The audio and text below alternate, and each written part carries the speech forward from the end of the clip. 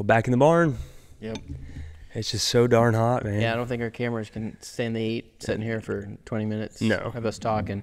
Well, people don't realize our setup. We have 2 cameras, cross shooting, one shooting me, one shooting you. So that's just a lot right there. And then mics are plugged into a computer recording it. There's a lot of technology going on. Very complicated setup. And it's a simple complicated compared to probably most. It's not like a studio or something where we have to go there. We can bring this thing anywhere. Yeah. We've shown that. It's portable. Yeah. Mobile. We're like in a different place every time. Yeah, except for the last 2. We're in the same in the spot. barn. But oh well. They'll get over it. It's that Oklahoma heat, man. It's that time of year. Got a little wind today. It's nice, but man, it's I don't know. I really don't mind it though. Like it's horrible, but if it wasn't for this thing, I really wouldn't. Yeah. This is when this gets itchy. What is that? Look like you got punched in the face. So this is something I've been dealing with since May, and it's like comes and goes. Some days it's worse when I see you, and some days it's really the heat. Yeah. So it's I found out. Went to the dermatologist. My 3rd one. Yeah. Did a biopsy. Because you don't just see one doctor and trust their opinion. It's good to get multiple doctors' opinions.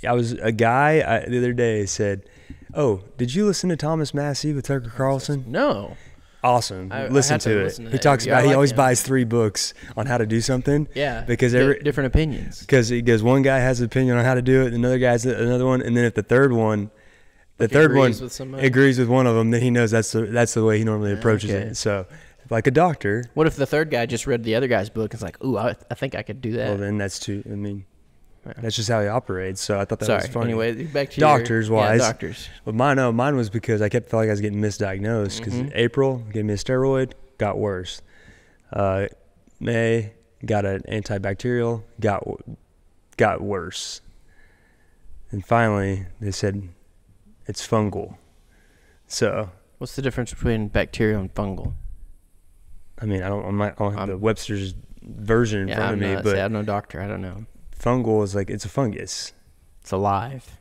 Yes. Is bacteria not? Bacteria's alive. It's alive too, but it's more of like a virus, I'd say. Right? It's viral. Is bacteria? I don't know. I'm not. But they're different. The way you treat them is not the same.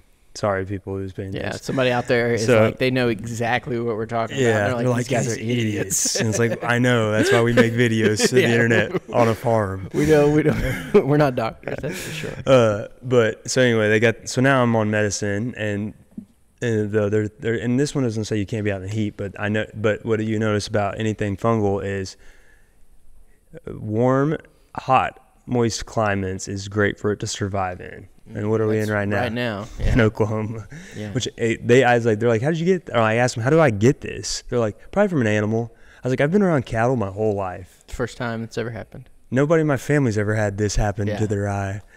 And they're like, when did your dog give it to you? My dog doesn't have anything fungal, ringworms or anything. Yeah, has it had any problems? I don't know. So anyway, we're getting it figured out. But like in life, things always get thrown at us like this. Yeah. My fence blew down the other day. Yeah, you had what'd you call it, a monsoon? Like a monsoon, 80-mile-an-hour winds knocked my fence over at my house. It's the second time in a month and a half. Different part of the fence, I think you said? Yeah. I mean, it still got parts of the stuff we fixed, so that's been fun.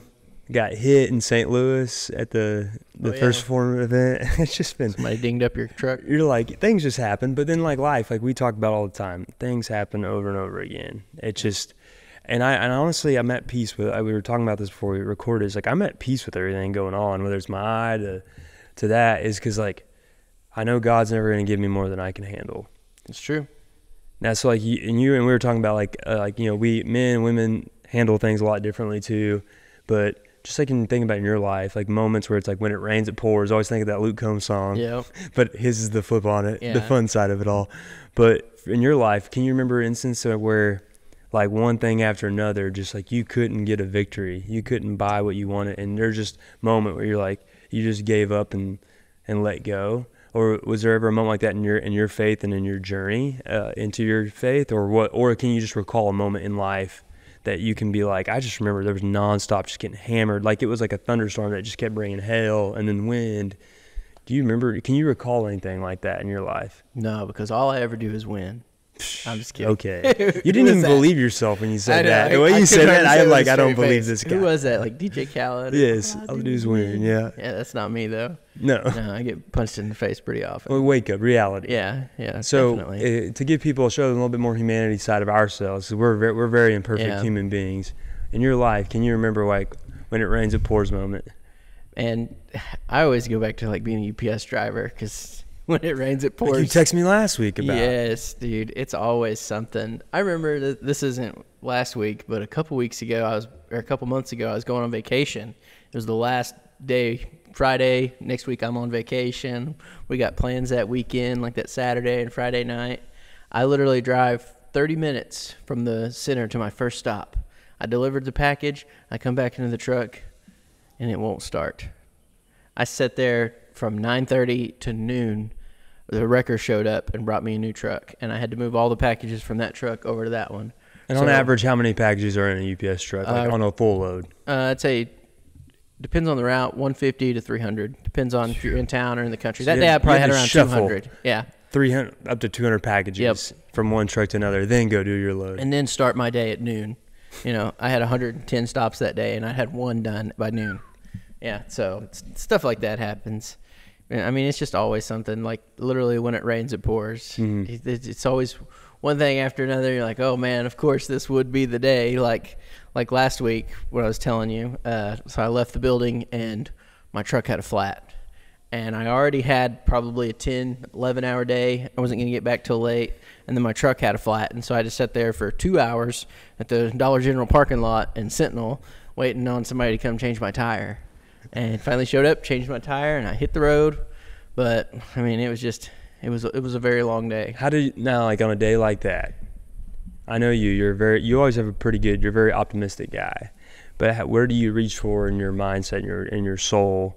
Like, what gets you through that? Well, that day, I think you'd sent me Andy Frischel's podcast. Oh, I did, yes. It was the one from the day before. Yes. But I had listened to it the day before. Yeah. And, I mean, I just listened to him like, yeah. But then that day, when I was having a really bad day, I listened to the same stuff that he'd said the day before, and it just hit different after having a bad day. Now, it's not always Andy podcast, a Real AF podcast, but normally it's just, like we were talking about earlier, finding in my faith and knowing that, like, whatever I'm dealing with right now is not that big a deal in the grand scheme of things. Yeah. It's like all this little small stuff, you're going to get over it, you know, and you have to, honestly, as us being men and being providers and having children and wives that depend on us to go out and do stuff, we can't let that get to us. Yeah. That's another big thing is you just have to, in a way, shrug things off and keep fighting. And just keep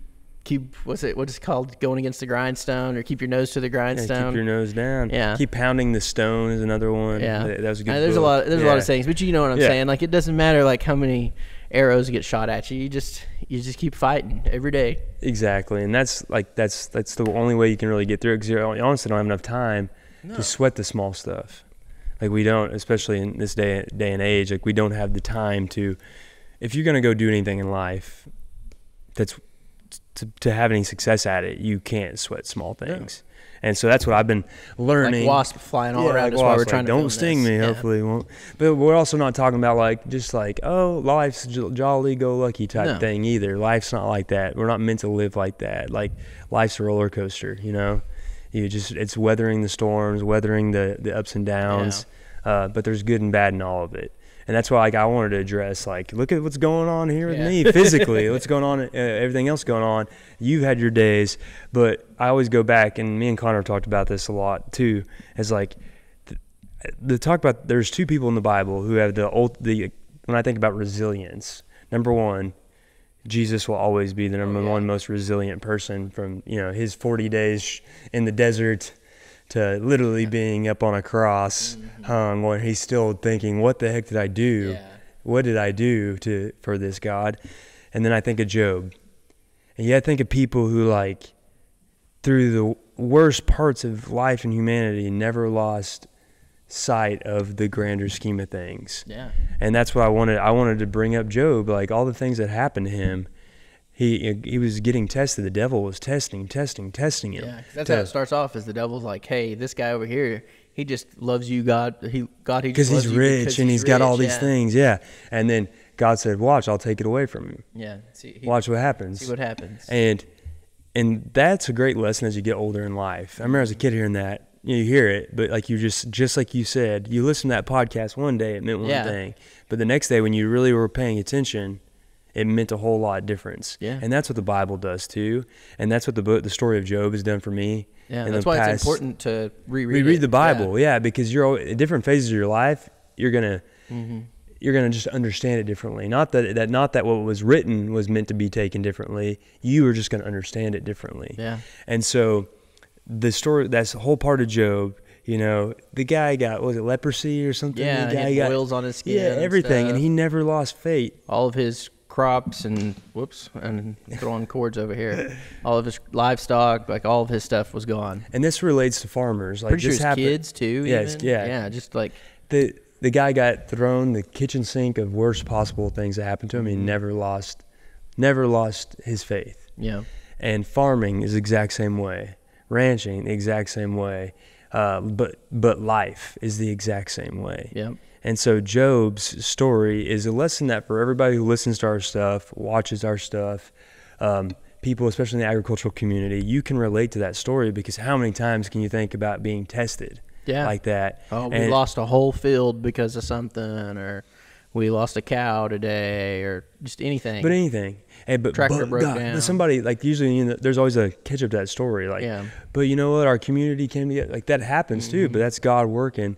And just knowing that, like, when you know the big picture, it makes all, like, when these little things happen, they're just little. They're minute in the grand scheme of everything, like you said earlier. And the passage I'm going to read today from Job. Not Job. Not Job. This is from Job. All right, Job 19, verse 25. I know that my Redeemer lives, and that in the end he will stand upon the earth. And after my skin has been destroyed, yet in my flesh I will see God.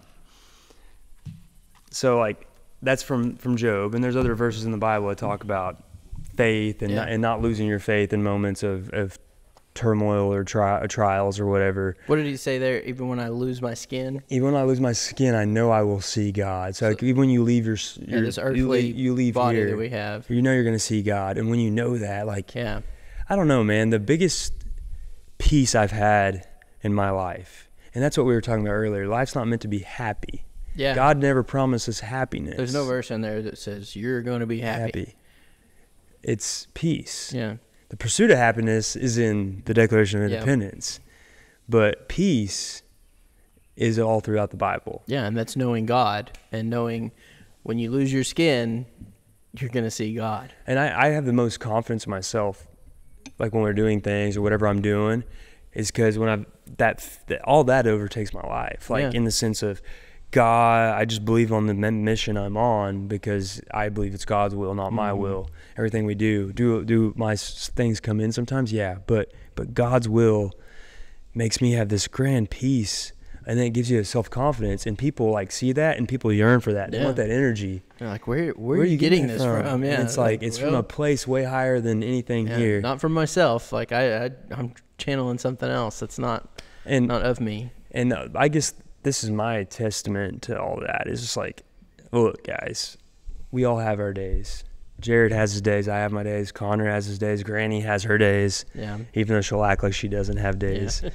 Yeah. But when you have this peace in your life and your soul, you're not anxious. You're not worried. You're not stressed. And you will have things, and life's not going to be perfectly smooth all the time. But having that peace will allow your heart to rest at night, like your soul to rest at night, allow that brain to shut off, so you can sleep, rest easy, and be at peace. Yeah. I don't know. That's just, I felt like that message was meant to be talked about today. I had a feeling about that today, and I felt called to talk about that today and address something that I've not wanted to address openly. A little insecure about it for the last month. But now I'm just like, it is what it is. Yeah. It'll go away. I'm on my medicine. Granny actually punched him in the face. Yeah. That's what happened. I want to tell people I got kicked by a calf, but I'm like, it would have went away by this point. It's been Granny's got a pretty good right hook. Granny, but it doesn't turn purple. So it's like, man, Granny she just gave me I don't know. I just like, now I'm just like, okay, it is what it is, but it'll go away in the next 3 to 4 weeks apparently. So Yeah. If it doesn't go away then I may be like, what's going on? As long as it's not hot or anything to make it worse. Oh, but we have to go film outside anyway in the hot, and then go do actual stuff. So it's just it is what it is though. But I feel very fortunate I can sit here and have a conversation with you about it, share it with our people who watch our stuff. I hate saying followers because like we're not like Jesus and you're following us. It's like you're just our people. Yeah. Our people. I like that. Our people. Y'all are our people. Yeah, people like-minded like us. Like-minded. It's so refreshing to be around like-minded people. Yeah. Who also are on the same like peace consciousness of you. Like that's like what I loved about First Form when I was up there. Yeah. Everybody had that same attitude. But everybody's like butt kickers. And I love that. I love being around butt kickers. It just motivates me even more too when you're around people like. So that's random shout out to them. Yeah. But all the great. And I love being around that. And that's like God, that community that God always talks about. Oh yeah. Like what you find in churches or you find in your own community, in your own families. Yeah, you need to find that. You need to find people who are willing to get in the fight with you. Are you willing to get in the fight? I mean, we've been doing this for 4 years. We have, yeah. So 4 years, right? Can you believe it's been over 4 years? Over 4 years, technically. It's been over 4 years since the last, when all the craziness was going down. Yeah. It's been a long time, but we've survived. But it's also, it's only been 4 years. Yeah, I know, right? It's just like the first lap. 4 years. You're supposed to go to high school for 4 years, college for 4 years. I know, right? And we've been doing this for 4 years. Yeah. So maybe this has just been our education. Think about too, like just to tie it back into what we've been doing, all the stuff that's happened to us over those 4 years. And at the time, you're like, oh man, this is a blow. But it works out. We're still here. We're still here. We're still standing. I'm not going anywhere. We're not going anywhere. Just don't do the hand signal. Yeah, I'm not doing any of that. Oh, and then the other thing, might be in the Illuminati, apparently. Apparently. That's what you told me. I called you out, yeah. Yeah, I might be in the Illuminati, so if you guys could extend your offer. Yeah, if you were, I think we'd have a little better studio to film this in. Yeah, if you could extend that offer. I've been waiting. I've had the eye for a little bit. Apparently there's this club, but we'll let the people go do their research on this club. But apparently I'm in it now, so that's all it takes. That's all it takes, man. You're gonna be in one of those big collages with all the people. They'll be like, "In this TikToker." Oh, and I saw Hannah at First Form Barron. She's like, "Can y'all believe people thought I was a plant?" I started laughing because on Twitter she blew up. She didn't even have an account. Yeah, she was telling me, she's like, people thought that I was like a CIA plant. And I was laughing. I guarantee nobody from the CIA is out there sticking their hands in those holes grabbing fish. I just started laughing. I'm like, Hannah, it makes you realize the internet is crazy. It is crazy. Sometimes I go down the rabbit. I'm like, ooh, this could be true. I like a good rabbit hole. And then you're like, nah. Yeah. But that was, So go watch Hannah Barron if you like just watching Hannah noodling videos. Yeah, some catfish noodling videos. They're pretty, some huge catfish. Yeah. Yeah. All right. Anything else you want to address this week? I don't think so. Well, let's go out and film. Water. Drink water. Stay hydrated. And we got to go haul some hay for a video. Yeah, I know. We got to go get that done. Well, you guys have a great week. And God bless y'all.